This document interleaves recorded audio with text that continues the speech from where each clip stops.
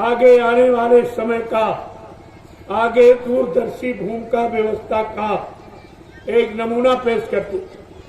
तुम्हारे सारे कपड़े उतरवा दिए, केवल लंगोटी सिर पे थी, जनेऊ था और झंडा कंधे पर, इसके अलावा कुछ। और आवाज लगाई, चलो चलो जंगलवासियों, चलो जंगलवासियों, जल्दी चलो। तो सब लोग लंगोटीधारी सामने आके खड़े हो जाते थे और बाबा जी ने कहा, ये माँ बहन बेटियां हैं, इनके सामने ये लंगोटी लगी रहे। भले कपड़े सब उतार दो, लेकिन ये जो सुरक्षा कवच है इसको बराबर धारण करिए। यही तुम्हारी असली कमाई है और लंगोटी ही महात्मा है। और आप महात्मा कहीं से, न आँख से, न कान से, न हाथ, न पैर, न महात्मा आप लंगोटी। जो लंगोटी का सच्चा महात्मा वो प्रभु को प्राप्त कर लेता है। लंगोटी का सच्चा पहलवान विश्व विजेता होता है। लंगोटी का सच्चा विद्यार्थी हमेशा फंसी हुई ना खाता। ये महिमा है।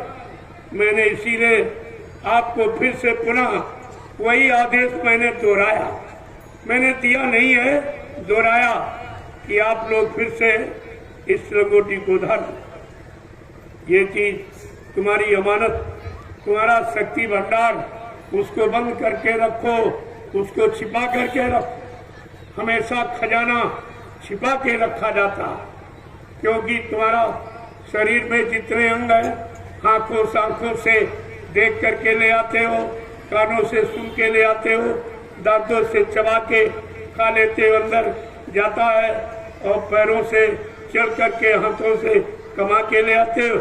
लेकिन एक ऐसी इंद्री है जो निकाल के बाहर तुम्हारी सारी शक्ति को निचोड़ देती। इसलिए संत महापुरुषों ने उसकी सुरक्षा के लिए कहा, इसको पर्दे में रखो, इसको लगाम लगा के रखो, इसको सुरक्षित रखो।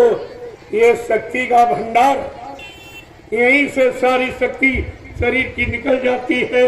अगर इस पर कंट्रोल, नियंत्रण कर लो, लगाम लगा लो, तो आपकी शक्ति बच जाएगी। यही शक्ति जीवात्मा को जगाने में, परमात्मा से मिलने में सहायक हो जाएगी। ये आपका सहायक, ये तो आपको किसी ने बताया नहीं। आप भारतवासी हो, गरिमा रखने के लिए मैंने एक आदेश आपको दिया है। आदेश के आपसे प्रार्थना की है कि आप भारतीय वेशभूषा में आ जाओ, तो तुम्हारा मन खराब होने से बच। जो भारत की भारतीय वेशभूषा, कुर्ता पैजामा, धोती और कमीज, टोपी, ये आपकी भारतीय वेशभूषा। अगर भारतीय वेशभूषा आप पहरे होते, भारतीय सादा खान पान प्रयोग किए होते, तो तुम्हारे घर में, परिवार, तुम्हारे शरीर में कोई बीमारी नहीं है। भारतीय वेशभूषा पहरे होते अगर, तो तुम्हारा मन खराब नहीं होता, न तुम खराब होते, न तुमको देखकर किसी का मन खराब होता, बल्कि सबके अंदर सादगी लाने की एक प्रेरणा होती। आप प्रेरणा स्रोत बन जाते, लेकिन आपने कुछ नहीं किया।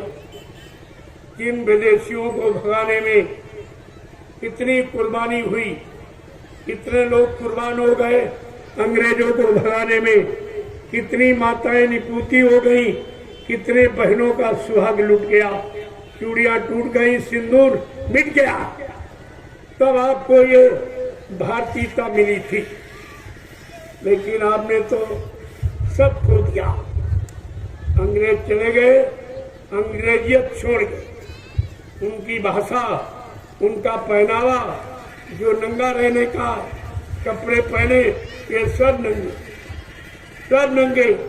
अरे कपड़ा तन ढकने के लिए पहना जाता, न तुम्हारा मन खराब हो, न तुम्हारे अंग दिखाई देंगे कि किसी दूसरे का मन खराब हो। लेकिन ये सब नंगे घूमे, खासकर नारियां। इनमें ऐसा, यानी विदेशी उन अंग्रेजों की नकल ऐसी की, ये सब नंगे, सब। इसलिए इनके अंगों पर जब शराबी की, बुरे व्यक्ति की, व्यभिचारियों की नजर पड़ती है, तो तुम्हारे बच्चे बेचारी शराबी ही पैदा होती। ये तो राजा जानते नहीं, 80% पाप आंख से चढ़ता, आंख का दोष होता। तो दोष से तुमने अपने आप के शरीर को नहीं बचा पाया, ये सब शरीर नंगा देता। और ये सब शराबी कबाबी सब मतलब यानी देखते इनकी नजर पड़ती है तो तुम्हारा शरीर कभी रोगी और बीमारी हो गया। तमाम भूत प्रेतों ने तुम्हारे पर कब्जा कर लिया, अब हटने वाले नहीं है, बीमारियां जाने वाली नहीं है। तुम्हारे बाल बच्चे सब शराबी कबाबी पैदा होते जो माँ और बाप की कदर नहीं करेंगी। ये बात आपके लिए मैंने बहुत सोच समझ कर रखा कि जब तक भारतीय अपनी भारतीयता यानी पोशाक पे नहीं आएगा, भारतीय शुद्ध खान पान नहीं आएगा, भारतीय भाषा हिंदी संस्कृत को नहीं उच्चारण करेगा, तब तक भारत देश किसी भी क्षेत्र में विकास उन्नति उत्थान कभी नहीं कर सकता। मैं ये खोल के कहता हूँ, कभी नहीं कर सकता। तुम कितना जोर लगा लो, जब तक ये समाप्त नहीं किया जाएगा भारत में कोई अच्छा काम, कोई नौयुवकों को काम, नौयुवकों की बुद्धि का विकास और उनकी शुद्धता कभी नहीं। ये आपको विचार करके रखना। तो मैंने कहा, ऐ भारतीयों, तुमको अपनी भारतीयता का गर्व होना चाहिए कि हम भारतीय हैं और भारतीय वेशभूषा में रहेंगे, भारतीय शुद्ध खान पान करेंगे, भारतीय हिंदी संस्कृत भाषा का अपने जवान से उच्चारण करेंगे तो हमारी जवान कभी गंदी नहीं होगी। ये सब काम आपको करना, यानी कुदरत प्रकृति भी संयम में रहती है, और जब तुम संयम में नहीं रहोगे तो प्रकृति का कोई लाभ तुमको नहीं मिलेगा। और वैसे मोटे कपड़े आपने नकल करके पहन लिए, ना हवा जाती ना प्रकाश रहता, तरह तरह की बीमारियां यानी चर्म रोग, खुजली, दांत, इनसे आप कभी बच नहीं पाए। ये सब देखा गया कि अपनी भारतीय वेशभूषा न पहनने के कारण आप कितनी बीमारियों से जूझ रहे, लड़ रहे हो, लेकिन सफलता नहीं प्राप्त कर पा रहे हो। तो मैंने कहा अपनी भारतीय वेशभूषा अपना, आपके लिए अच्छा रहेगा। हमारे आसपास जो लोग रहते हैं या संत मत का जो लाभ लेना चाहते हैं, उनको भारतीय वेशभूषा तो बिल्कुल सादगी की, जिसमें कोई खर्चा नहीं। एक पैंट पतलून के खर्चे में आप 6 महीने ये कपड़े पहने, एक पतलून के खर्चे। पहले आप समझिए कितना बड़ा लाभ, और तमाम बीमारियों से आपकी रक्षा, इसका भी ध्यान रखिएगा। और लंगोटी तो सर्वोपरि है, इससे बड़ा शरीर का कोई लाभ ही नहीं, क्योंकि यही अंग तो सारी शक्ति को निकाल के बाहर कर देता। तुम्हें कमजोर हो जाते हो, जब कमजोर हो जाओगे तो बीमार हो जाओगे, तरह तरह की बीमारियां तुम्हारे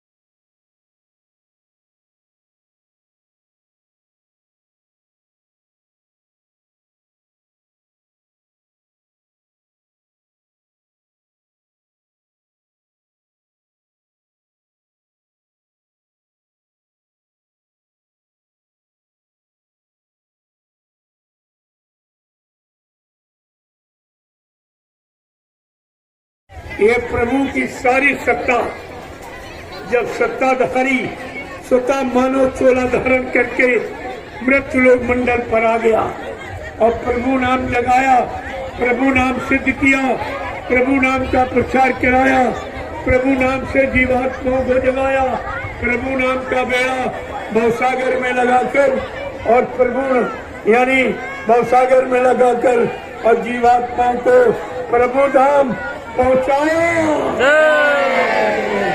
ये पहुंचाने का वादा किया। ये प्रभु नाम से जीवात्मा जाएगी और कलयुग में किसी नाम से नहीं जाएगी। सुरत भी जय मिया रसधार तन मन होवरा। सुरत भी जय मिया रसधार तन मन होवेरा। मेरा जीवन सुफल जाय तुम गुण गाओ सदा। मेरा जीवन सुफल होई जाय तुम गुण गाओ सदा। मेरा जीवन सुफल जाय तुम गुण गाओ सदा।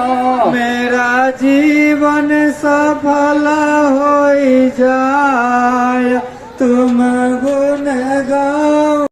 मैंने कितना अच्छा किया, कितना बुरा किया, कितना पाप किया, कितना पुण्य किया, कितना शुभ किया, कितना अशुभ किया। वैसे शैतान मन किसी से मानने वाला नहीं है। इसलिए बड़े बड़े ऋषि मुनियों को, योगियों को, महर्षियों को, ब्रह्मचारियों को धराशायी कर दिया।